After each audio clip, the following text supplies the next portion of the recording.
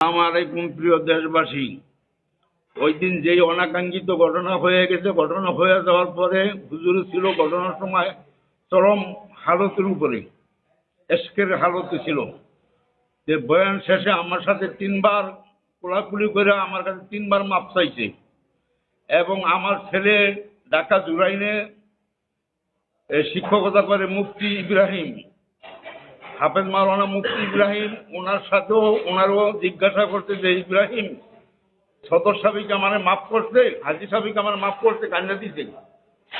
তা আমার ছেলে বলতে, হ্যাঁ আমার আব্বা মাফ করে দিয়েছে। আমার আব্বা আপনার এই আপনার আব্বার প্রথম মুরিদ আপনারা, আমার আব্বাই মাফ করে দিয়েছে। আর আবার আমার আব্বার অন্তরে যারা পরিমাণ এই ব্যাপারে কোনো দুঃখ নাই, কষ্ট নাই।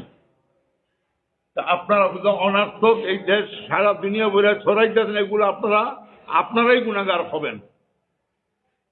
আপনারা গুণাগার হবেন, এগুলো নিয়ে আর সামনে আগে বাড়াইবেন না।